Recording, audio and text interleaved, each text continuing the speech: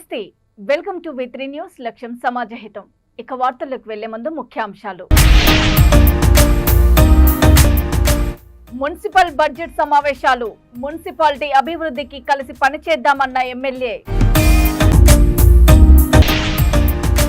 Dengue వ్యాధి brain ట్యూమర్తో మృత్యువాత పడిన చిన్నారి. లిఖిత తల్లిదండ్రులకు చెక్కు అందజేసిన MLA Amilineni. ASHA workers union CITU రాష్ట్ర కమిటీ పిలుపు. కలెక్టర్ ఆఫీసు ముందు ఆశా వర్కర్స్ ధర్నా. రాజన్న సిరిసిల్ల జిల్లాలోని ఆశా వర్కర్స్ యూనియన్ సిఐటియు రాష్ట్ర కమిటీ పిలుపులో భాగంగా రాజన్న సిరిసిల్ల జిల్లాలో సిరిసిల్ల కాలేజీ గ్రౌండ్ నుండి కలెక్టర్ కార్యాలయం వరకు పెద్ద ఎత్తున పాదయాత్ర కార్యక్రమం చేపట్టి కలెక్టర్ ఆఫీసు ముందు ధర్నా నిర్వహించారు. అనంతరం కలెక్టర్ కి వినతి పత్రాన్ని అందించారు. ఈ కార్యక్రమంలో దాదాపు 300 మంది ఆశా వర్కర్లు పాల్గొన్నారు. జిల్లాలో ఆశా వర్కర్లకు సంబంధించిన పెండింగ్ సర్వే డబ్బులు, సమస్యలపై జిల్లా వైద్య ఆరోగ్య శాఖ అధికారి డిఎం మరియు హెచ్ఓ రజిత మేడంకి లెటర్ అందజేశామని తెలిపారు. జిల్లాలోని అన్ని పిహెచ్సిల ఆశా లీడర్లు సిఐటియు ప్రతినిధులతో సమావేశం ఏర్పాటు చేసి చర్చలు జరిపి సమస్యలను పరిష్కరించాలని కోరారు. జరిగేటువంటి అసెంబ్లీ బడ్జెట్ సమావేశాలలో ఆశాలకు ఫిక్స్డ్ వేతనం 18,000 రూపాయలు నిర్ణయించాలని, పిఎఫ్ ఈఎస్ఐ ఉద్యోగ భద్రత కల్పించాలని, అదేవిధంగా ఆశా వర్కర్లకు ప్రభుత్వము అధికారులు ఇచ్చినటువంటి హామీలను అమలు చేయాలని తదితర డిమాండ్ల మీద ఈరోజు ఆశా వర్కర్స్ యూనియన్ సిఐటియు రాష్ట్ర కమిటీ పిలుపులో భాగంగా రాజన్న సిరిసిల్ల జిల్లా కేంద్రంలో కాలేజీ గ్రౌండ్ నుండి కలెక్టరేట్ వరకు కూడా ఆశా వర్కర్లు సిఐటి ఆధ్వర్యంలో పెద్ద ఎత్తున పాదయాత్ర కార్యక్రమం చేపట్టి కలెక్టరేట్ ముందు ధర్నా నిర్వహించి మరి కలెక్టరేట్ ద్వారా ఆశా వర్కర్ల సమస్యలు, డిమాండ్లను ప్రభుత్వానికి తెలియజేయడం జరుగుతూ ఉంది. మరి ప్రజల ఆరోగ్యాన్ని కాపాడడం కోసం తమ ఆరోగ్యాలను పనంగా పెట్టి పనిచేస్తున్నటువంటి ఆశా వర్కర్ల పట్ల ప్రభుత్వం నిర్లక్ష్యంగా వ్యవహరిస్తూ ఉంది. మరి అధికారంలోకి వచ్చే ముందేమో ఆశా వర్కర్లకు ఫిక్స్డ్ వేతనం అమలు చేస్తామని, వారికి అన్ని సమస్యలు పరిష్కరిస్తామని చెప్పడం జరిగింది. కానీ ఇప్పటి వరకు ఆశా వర్కర్లకు మరి వారు ఇచ్చిన హామీలు అమలు చేయాలని ఇక్కడ ఉన్నటువంటి అన్ని స్థాయిల అధికారులకు కావచ్చు, ప్రజాప్రతినిధులకు, మంత్రులకు కూడా విన్నవించినా కూడా వారి పట్ల నిర్లక్ష్యంగా వ్యవహరిస్తున్నటువంటి పరిస్థితి ఉంది. మరి ఇప్పటికైనా వెంటనే ఆశా వర్కర్లకు రాబోయే ఫిబ్రవరి అసెంబ్లీ బడ్జెట్ సమావేశాల్లోనే 18,000 ఫిక్స్డ్ వేతనం అమలు చేయాలి, పిఎఫ్ ఈఎస్ఐ ఉద్యోగ భద్రత కల్పించాలని ఈ సందర్భంగా డిమాండ్ చేస్తూ ఉన్నాము. అదేవిధంగా రాజన్న సిరిసిల్ల జిల్లాలో చూసుకున్నట్లయితే ఆశా వర్కర్లకు రావాల్సినటువంటి పెండింగ్ బిల్లులు అనేకమైనటువంటి లెప్రసీ కావచ్చు, పల్స్ పోలియో, అదేవిధంగా హెల్త్, ఎలక్షన్ డబ్బులకు సంబంధించినటువంటి పెండింగ్ డబ్బులు రావాల్సి ఉంది. ఎన్నిసార్లు అధికారులను అడిగినా, కలెక్టర్ గారిని అడిగినా కూడా మరి అందించకుండా నిర్లక్ష్యంగా వ్యవహరిస్తూ ఉన్నారు. ఇప్పటికైనా జిల్లా వైద్యాధికారితో మాట్లాడి వెంటనే చర్చలు జరిపి ఆ పెండింగ్ బిల్లులు అందించాలని సందర్భంగా డిమాండ్ చేస్తూ ఉన్నాము. మరి ప్రజల ఆరోగ్యాన్ని కాపాడాల్సినటువంటి వీరికి వాళ్ళ ఆరోగ్యాలకు కూడా భద్రత లేకుండా ఉంది. ప్రమాద బీమా సౌకర్యం కల్పిస్తామని అక్కడ కమిషనర్ గారు హైదరాబాద్లో ప్రతి ఒక్క ఆన్లైన్ వరకు రాజన్న సిరిసిల్ల జిల్లాలో ఆశల మీద పనిభారం అధికారుల వేధింపులు ఈ ఒత్తిడికి గురవుతున్నారు. చాలా మంది ఏది ఏమైనా చాలని జీతంతో బ్రతుకు కూలి చేసుకునే వాళ్ళకన్నా పొట్ట గడిచే అవకాశాలు ఉన్నాయి. కానీ నెల రోజులు మేము కళ్ళల్లో వత్తులేసుకొని డెలివరీస్ కానీ ఇప్పుడు ఏఎన్సీ టార్గెట్ అని పెడుతున్నారు. ఏఎన్సీ టార్గెట్ అంటే ఒక గర్భిణీ స్త్రీ గర్భం దాల్చకపోతే కూడా ఆశాస్కే ఇబ్బంది అనేది కలుగుతున్నది. కాబట్టి ఆశా వర్కర్ చేయాల్సిన పని ఏంటి? అసలు ఆశా వర్కర్కి ఒక జాబ్ చార్ట్ అనేది కూడా విడుదల చేయమని చేసి గతంలో కూడా మేము చాలాసార్లు విన్నవించుకోవడం జరిగింది. అప్పటి నుండి ఇప్పటి వరకు జాబ్ చార్ట్ కాదు కదా, ఒక పని అనేది, ఉద్యోగ భద్రత అనేది ఆశా వర్కర్కి ఎలాంటి భద్రత అనేది లేకుండా ఇంకా పనులు కొనసాగిస్తూనే ఉన్నారు. పక్క ఉన్న జిల్లాలలో కూడా ఆశా వర్కర్స్కి విడో పెన్షన్స్ కానీ ఎలాంటి పెన్షన్స్ కానీ అన్ని పెన్షన్స్ వస్తున్నాయి. రాజన్న సిరిసిల్ల జిల్లాలో గత 6 సంవత్సరాలుగా గత ప్రభుత్వం చేసిన మొండితనానికి ఇప్పుడు ఈ ప్రభుత్వానికి కూడా మొరపెట్టుకుంటున్నాము. చాలని జీతము, ఇది ఫిక్స్డ్ జీతం కాదు. మరి అయినప్పటికీ కూడా మేము వర్క్ చేస్తున్నాము అని అంటే ఆన్లైన్ తెలియని ఆశా వర్కర్లను కూడా ఆన్లైన్ చేయమని ఆభా కార్డ్స్ ఇప్పుడు మోదీ గారు పెట్టిన కేంద్ర ప్రభుత్వం నుంచి తీసుకున్న ఆశాస్ అని చెప్పేసి ఆభా కార్డ్ చేయడానికి కూడా ఫిక్స్గా ఏఎన్ఎంస్ కానీ మన గతంలో మన డిపార్ట్మెంట్ ఎవరైనా కానీ అధికారుల వేధింపులు చాలా అవుతున్నాయి. చేసే ఈ బిల్లు కూడా 9,750 రూపాయల బిల్ చేయాలి అని అంటే మీరు టార్గెట్ ఖచ్చితంగా మీరు అది ఆభా కార్డ్స్ కొట్టాలి, మేము పెట్టిన ఆన్లైన్ పెండింగ్ వర్క్ చేయాలి, రికార్డ్స్ రాయాలి. ఇవన్నీ చేస్తేనే మేము మీకు బిల్ వేస్తామని అనే ఒక బెదిరింపు కూడా చాలాసార్లు జరుగుతుంది. మా కడుపు కోత కోసం మా అధికారులకు మా విన్నపం విన్నవించుకోవాలనంటే ముందస్తు మేము మెమోరాండం ఇవ్వాలి, మేము మా పైన ఉన్న అధికారులకు ఇస్తామని చెప్తే కనీసం లెటర్స్ కూడా ఆమె అనుమతి ఇవ్వకుండా ఎలాంటి దండాలకు వెళ్ళొద్దు, ఎక్కడికి వెళ్ళొద్దు అని చెప్పేసి అనుమతికి కూడా కరువైపోయింది. ఎలాంటి నిర్దిష్టంగా మహబూబాబాద్ మండలం పర్వతగిరి గ్రామంలో గ్రామసభ ఘనంగా జరిగాయి.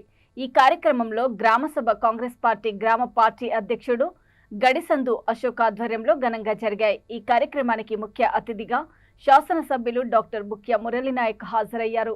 ఆయన మాట్లాడుతూ అర్హులైన ప్రతి ఒక్క వ్యక్తికి కాంగ్రెస్ పార్టీ ప్రభుత్వం ప్రవేశపెట్టిన సంక్షేమ పథకాలు అర్హులైన వారందరికీ తప్పకుండా వస్తాయని, ప్రతి ఒక్కరూ అప్లై చేసుకోవాలని, ఎవరూ అధైర్యపడవద్దని అన్నారు. ఈ నెల రాష్ట్ర ప్రభుత్వం 21 నుంచి 24 వరకు చేపట్టిన గ్రామసభ కార్యక్రమంలో భాగంగా మొట్టమొదటిసారిగా నా సొంత గ్రామంలో ఈ గ్రామసభ నిర్వహించినందుకు చాలా ఆనందంగా ఉందని వ్యక్తం చేశారు.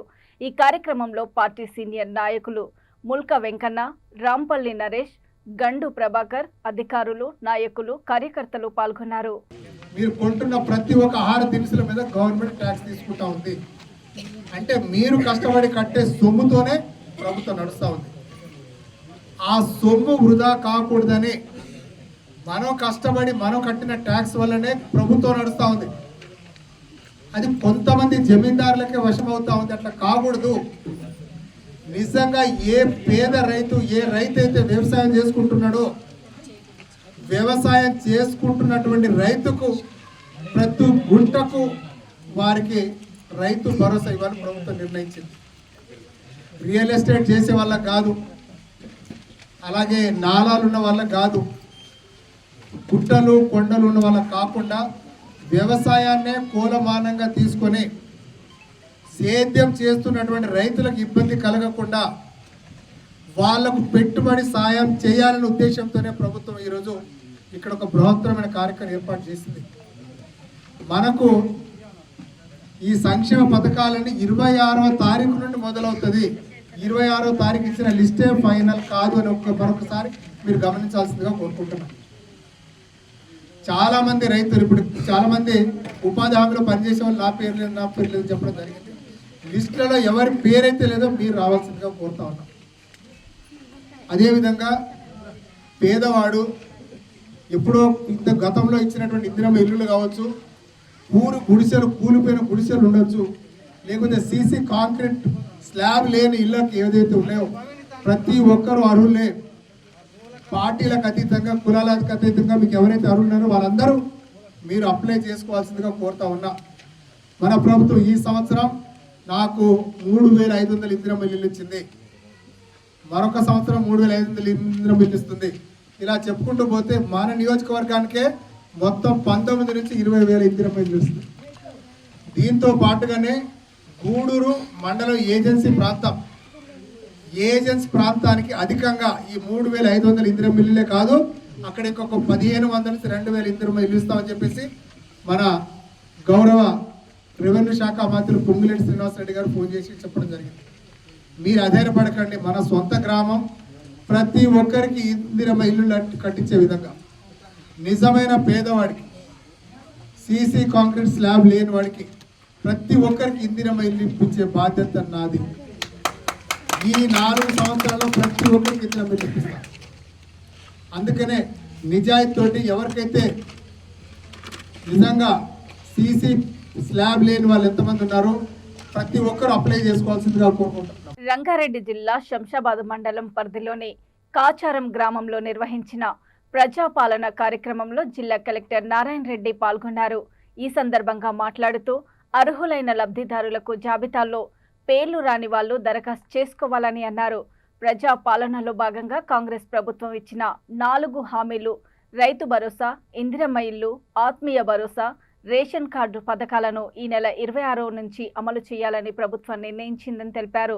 నూతన రేషన్ కార్డులు, ఇందిరమ్మ ఇండ్లు దరఖాస్తుదారుల జాబితాను ఎంఆర్ఓ, ఎంపీడీఓ గ్రామస్తులకు చదివి వినిపించారు.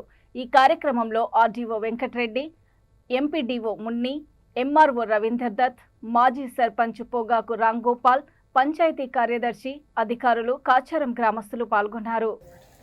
శంషాబాద్ మండలంలోని కాచారం గ్రామంలో ఈ గ్రామ సభను నిర్వహించుకుంటున్నాం. ఈ గ్రామ సభకు నాతో పాటు లెక్కనెత్తున్న ఆర్డీఓ గారు, ఎంపీడీఓ గారు, ఎంఆర్ఓ గారు, వేదిక మీద ఉన్న మిగతా అధికారులందరూ, అట్లే ముఖ్యంగా కాచారం గ్రామానికి సంబంధించిన మీ అందరికీ, మీడియా మిత్రులందరూ కూడా పేరు పేరు నమస్కారాలు. తప్పకుండా మీ డౌట్లన్నీ నేను క్లారిఫై చేస్తాను అనుకుంటున్నాను. మొదటగా ప్రభుత్వం ప్రజాపాలనలో భాగంగా గత సంవత్సరం మీ అందరి దగ్గర నుంచి ప్రజాపాలనకు సంబంధించిన అప్లికేషన్స్ తీసుకోవడం జరిగింది. ఐ థింక్ లాస్ట్ ఇయర్ జనవరి ఆ ప్రాంతంలోనే మనం తీసుకున్నామని. దాని తర్వాత మళ్ళీ పార్లమెంట్ ఎలక్షన్ రావడం, దాని తర్వాత వాటి మీద వర్క్ చేయడం, ఇదంతా చేసుకుంటూ వస్తూ వీటిని ఇందులో ముఖ్యంగా 4 స్కీమ్స్ ఈ 26వ తారీఖు నుంచి ప్రారంభించుకోవాలి అనే ఉద్దేశంతోన మనం గత వారం 15 రోజుల నుంచి వీటిని ఎంక్వైరీ చేసుకోవడం, అందులో కొన్నింటిని పూర్తి చేసుకోవడం కూడా జరిగింది.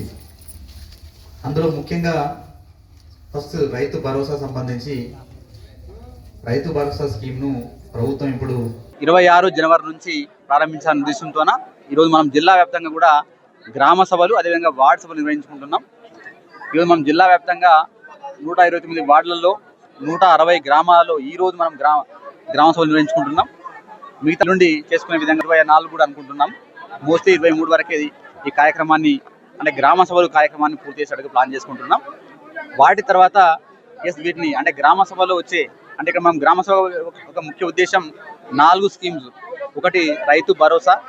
రైతు భరోసాలో భాగంగా మనం ప్రతి ఎకరాకు సంవత్సరానికి 12,000 రూపాయలు ఇచ్చే విధంగా ప్రభుత్వం చర్యలు తీసుకుంటా ఉంది. అందులో భాగంగా ఫిట్ ఫర్ కల్టివేషన్, వ్యవసాయానికి యోగ్యమైన ప్రతి భూమికి కూడా ఈ యొక్క రైతు భరోసా ఇచ్చే విధంగా చర్యలు తీసుకుంటా ఉన్నాం. అందులో ఆ లిస్ట్, అంటే ఎలిజిబుల్ లిస్ట్ మనం గ్రామ సభలో పెడుతున్నాం. ఎవరిదైనా మిస్ అయితే ఆ మిస్ అయిన వాళ్ళు చూసుకొని ఇక మాది ఈ విధంగా ఉంది అని ఒకవేళ వాళ్ళు అప్లికేషన్ రాస్తే దాన్ని కూడా వెరిఫై చేస్తాం. అదేవిధంగా ఎక్కడైనా ఒకవేళ మా వాళ్ళు ఎలిజిబుల్ కాని వాళ్ళని పెట్టినా కూడా దాన్ని కూడా వెరిఫై చేస్తాం. సో ఇది రైతు భరోసా. అదేవిధంగా ఇందిరమ్మ ఆత్మీయ భరోసాలో భాగంగా రైతు కూలీలకు, అంటే భూమి లేని రైతు కూలీలకు సంవత్సరానికి 12,000 రూపాయలు ఇచ్చే విధంగా చర్యలు తీసుకుంటుంది. అందులో మనకు NRGSలో 20 రోజులు పనిచేసిన కుటుంబం దీనికి అర్హత ఉంటుంది. సో వాటి యొక్క లిస్ట్ కూడా పెట్టడం జరుగుతుంది. దాంట్లో కూడా ఎవరికైనా ఒకవేళ డౌట్ ఉంటే ఇక్కడ అప్లికేషన్ ఇవ్వచ్చు. మూడవది ఇందిరమ్మ ఇండ్లకు సంబంధించి మనకు రీసెంట్గా జరిగిన సమగ్ర సర్వేలో దరఖాస్తు తీసుకొని వాటిని ప్రాపర్గా వెరిఫై చేస్తాం. అందులో అర్హత ఉండి ఇంటి స్థలం లేని వాళ్ళు, అర్హత ఉండి ఇంటి స్థలం ఉన్న వాళ్ళు, ఈ విధంగా కేటగిరీ 2 లిస్టులు మనం పబ్లిష్ చేసి ఉన్నాం. దాంట్లో వాళ్ళు ఇంకా ఏమైనా మిస్ అయిన వాళ్ళు కానీ, లేదా ఉన్న వాళ్ళు ఏమైనా ఎలిజిబుల్ లేని వాళ్ళు కానీ, లేదా అవుట్ సైడ్ ఉన్న వాళ్ళు అవుట్ సైడ్ లేదని పడ్డది, అవుట్ సైడ్ లేని వాళ్ళు ఉన్నదని పడ్డది కూడా వాటికి సంబంధించిన అభ్యర్థన మనకి ఇస్తే. అనంతపురం జిల్లా కళ్యాణదుర్గం మున్సిపాలిటీని అందరం కలిసి అభివృద్ధి చేయడమే లక్ష్యంగా పని చేద్దామని ఎమ్మెల్యే ఆమిలినేని సురేంద్రబాబు పేర్కొన్నారు.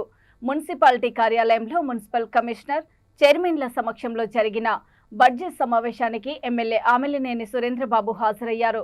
2025-26 ఆర్థిక సంవత్సరానికి గాను 12.05 కోట్ల రూపాయల బడ్జెట్ ఆమోదానికి ముందు పలువురు వైసీపీ కౌన్సిలర్లు ఆమోదించకపోవడంతో ఎమ్మెల్యే చొరవ తీసుకొని అందరి సహకరిస్తేనే మున్సిపాలిటీ అభివృద్ధి చెందుతుందని చెప్పగా కొందరు అందుకు అడ్డు చెప్పడంతో గత వైసీపీ ప్రభుత్వం అధికారంలో ఉండగా ఒక్కరోజు కూడా చైర్మన్కు కుర్చీ వేయకుండా ఇబ్బంది పెట్టారని, అలా కాకుండా సమావేశం సజావుగా నిర్వహిస్తున్నామని తెలిపారు. 8,33,00,000 ఉద్యోగస్తుల జీతాల కొరకు 1,72,13,138 రూపాయలు గాను 3,88,67,2 2,90,000 కూడా వస్తుంది. సో 2024 తర్వాత రెవెన్యూ సెక్షన్ సంబంధించి ప్రజల నుంచి వచ్చే పన్ను 38,63,851, 1,87,63,000, 4,25,00,000, 9,95,000 బడ్జెట్ అంచనా. సో దీని కింద అడ్మినిస్ట్రేటివ్ సెక్షన్ కింద మనము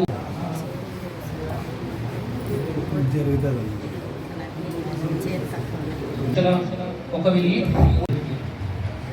50,000 రూపాయలు అనేసి ఒకవేళ కోసము ఎటువంటి రోడ్ల కొరకు 13% 5 లక్షలు 2024-2025 సంబంధించి సవరించిన బడ్జెట్ కౌన్సిల్ వారి ఆమోదం కొరకు సమర్పించడమే. వచ్చాను కాబట్టి మీ పరిచయాలు కూడా నాకు అవసరం. దయచేసి అందరూ కూడా పరిచయం చేసుకుందాం. ఒక్కొక్కరు పరిచయం చేసుకున్న తర్వాత బడ్జెట్ ఆమోదం జరుగుతుంది.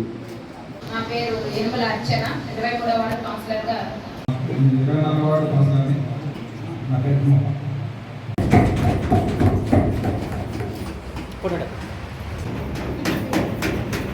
ఓకే తమ్ముడు.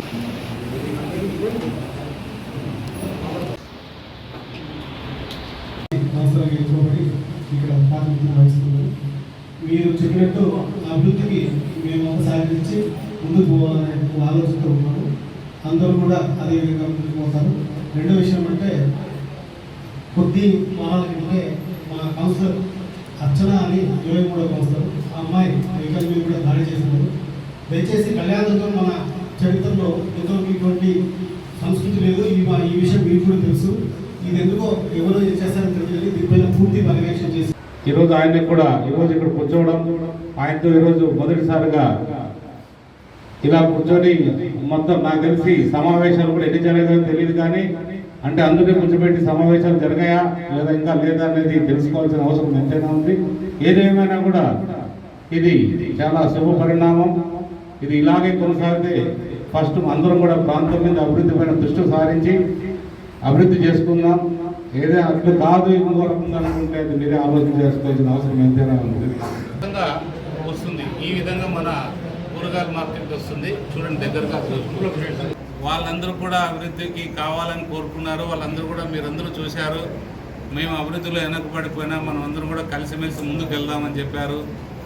కాబట్టి అడిగిన వెంటనే కూడా వాళ్ళు ఏది ఒక మాట కూడా చెప్పుకోకుండా అందరూ కూడా బడ్జెట్ని ఆమోదం తెలిపారు.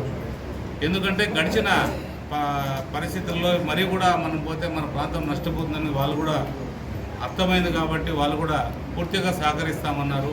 చాలా సంతోషం. అది వాళ్ళ సహకారాన్ని కూడా ఖచ్చితంగా తీసుకుందాం, అభివృద్ధి చేసుకుందాం అనేది మన ఏదైనా అభివృద్ధికే అందరం ఉన్న అభివృద్ధి. ప్రతి ఇంట్లో ఒక ఎంటర్ప్రెన్యూర్ ఉండాలన్నదే ముఖ్యమంత్రి చంద్రబాబు లక్ష్యమని, అనుగుణంగా తెలుగుదేశం ప్రభుత్వం పని చేస్తోందని అనంతపురం అర్బన్ ఎమ్మెల్యే దగ్గుపాటి ప్రసాద్ తెలిపారు. నగరంలోని 28వ డివిజన్ అశోక్ నగర్ మీ ఇంటికి మీ ఎమ్మెల్యే కార్యక్రమంలో పాల్గొన్నారు. ఈ సందర్భంగా ఆయన మాట్లాడుతూ గత 5 ఏళ్లలో ఏ ఒక్క పని జరగలేదన్న ఆవేదన ప్రజల్లో ఉందని అన్నారు. ఈ 6 నెలల్లో ప్రజలకు అభివృద్ధి సంక్షేమ ఫలాలు అందిస్తున్నామన్నారు. పెన్షన్లు, రేషన్ క్రమం తప్పకుండా అందుతోందని ప్రజలు హర్షం వ్యక్తం చేస్తున్నారని అన్నారు.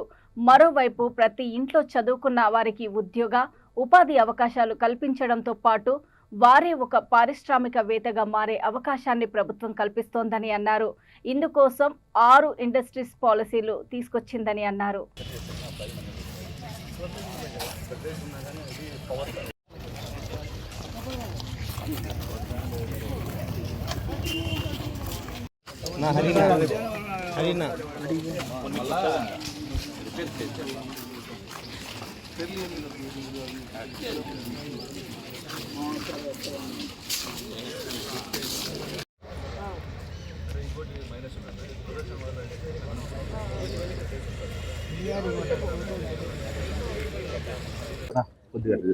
ఈరోజు మీ ఇంటికి మీ ఎమ్మెల్యే కార్యక్రమంలో భాగంగా అనంతపురం అర్బన్ నియోజకవర్గంలో 22వ డివిజన్ అశోక్ నగర్లో పర్యటించడం జరిగింది.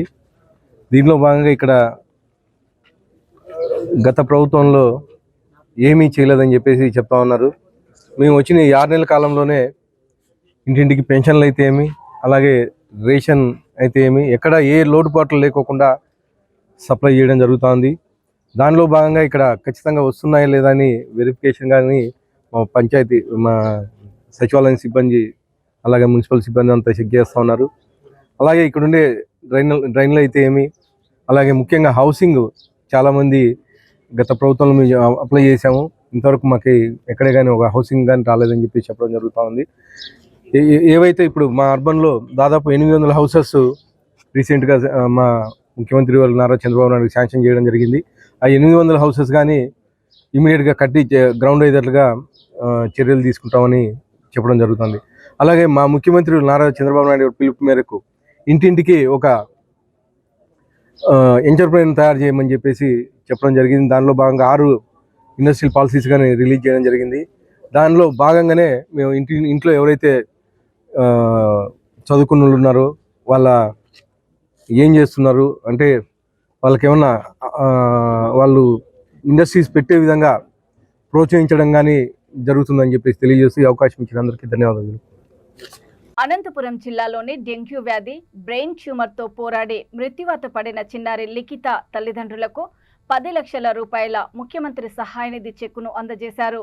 ఈ సందర్భంగా ఆయన మాట్లాడుతూ చిన్నారి ఆరోగ్యం బాగోలేదని సహాయం చేయమని స్థానిక నాయకులతో కలిసి లిఖిత తల్లిదండ్రులు ఆపన్నహస్తం అందించాలని కోరగా తాము సహాయం చేశామని, ఇంకా ఎక్కువ డబ్బులు అవసరం అవడంతో ముఖ్యమంత్రి చంద్రబాబు నాయుడు రాయదుర్గం నియోజకవర్గం నేమకల్లు గ్రామానికి వచ్చిన సందర్భంగా తల్లిదండ్రులను ముఖ్యమంత్రి వద్దకు తీసుకువెళ్లి విషయం చెప్పగా వెనువెంటనే కలెక్టర్కి చెప్పి 10 లక్షల రూపాయలు మంజూరు చేశారని, అందుకు ముఖ్యమంత్రికి కృతజ్ఞతలు తెలిపారు.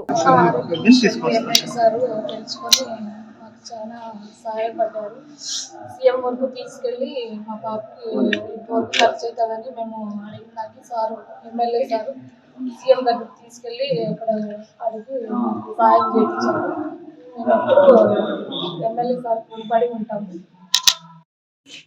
ఏదైతే చంద్రబాబు నాయుడు గారు మన ముఖ్యమంత్రి గారు ఆ రోజు రాయదుర్గంకి వచ్చిన రోజు వాల్మీకి లిఖిత ఆ రోజు ఆ పాప రావడం ముఖ్యమంత్రి గారు నా కూతురు పరిస్థితిని చెప్పడంతో ఆయన చెల్లించిపోయి ఆ రోజు ఎంత అవుతుందంటే 10 లక్షలు ఖర్చు అవుతుందని చెప్పారు. ఆ 10 లక్షలు వెంటనే ఆయన ఆమోదించిన తర్వాత మనకి ఈరోజు చెక్కు కూడా పంపించారు. కాకపోతే దురదృష్టకరం ఆ పాప మన మధ్యలో లేదు. చాలా మంది కూడా ఆ పాపకి సహాయ సహకారాలు అందించారు. చాలా మంది కూడా ఆ పాప బతకాలని చాలా మంది ప్రార్థనలు కూడా చేశారు. కానీ భగవంతుడు అది మనకి ఆ పాప లేకుండా మన మధ్యలో లేకుండా చేయడం నిజంగా చాలా దురదృష్టకరం. ఏదేమైనా కూడా వాళ్ళ తల్లిదండ్రులు మనోధైర్యంతో ఉండాలని భగవంతుని ప్రార్థించాం. అలాగే వాళ్ళ కుమారుడు ఏదైతే ఉన్నారో వాళ్ళ కుమారుడిని ఉన్న పిల్లల్ని కూడా బాగా చదివించుకుంటే బాధ్యత వాళ్ళ తల్లిదండ్రులతో పాటు మనందరం కూడా ఎప్పటికప్పుడు పరిశీలిద్దాం.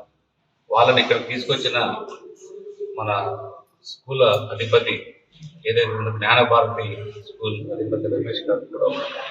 ఎందుకంటే ఇలాంటి సమస్యలు ప్రజల సమస్యలు లేదా స్టూడెంట్స్ సంబంధించిన సమస్యలు తీసుకురావడం గొప్ప విషయం. వెంటనే కూడా మనందరూ కూడా పార్టీకి సంబంధించిన వాళ్ళతో పెద్దలతో చర్చించిన తర్వాత ఈ రాష్ట్ర ఆర్థిక పరిస్థితుల దృష్టిలో ఉంచుకొనైనా కూడా ఈ పార్టీలో ఏదైతే మనం ఆ రోజు మాట ఇచ్చామో ఆ మాట ప్రకారం ఈరోజు 10 లక్షల రూపాయలు చెక్కు మన ముఖ్యమంత్రి గారి ద్వారా రావడం జరిగింది. ఏదేమైనా ఇంకొకసారి దురదృష్టకరమే ఆ పాప మన మధ్యలో లేకపోవడం. కానీ వాళ్ళు చాలా వరకు ఖర్చులు పెట్టుకున్నారు కాబట్టి ఈ చెక్కు వాళ్ళకి అందించే బాధ్యత మా నాయకుల ద్వారా మేము ఈ చెక్కుని తల్లిదండ్రులకు కూడా ఆ పాప తల్లిదండ్రులు వాల్మీకి. వార్తలు ముగించే ముందు ముఖ్యాంశాలు మరోసారి. మున్సిపల్ బడ్జెట్ సమావేశాలు, మున్సిపాలిటీ అభివృద్ధికి కలిసి పనిచేద్దామన్న ఎమ్మెల్యే. డెంగ్యూ వ్యాధి బ్రెయిన్ ట్యూమర్తో మృత్యువాత పడిన చిన్నారి లిఖిత తల్లిదండ్రులకు చెక్కు అందజేసిన MLA Amilineni. ASHA workers union CITU రాష్ట్ర కమిటీ పిలుపు, కలెక్టర్ ఆఫీసు ముందు ఆశా వర్కర్స్ ధర్నా. చూస్తూనే ఉండండి V3 న్యూస్, లక్ష్యం సమాజహితం. నమస్తే.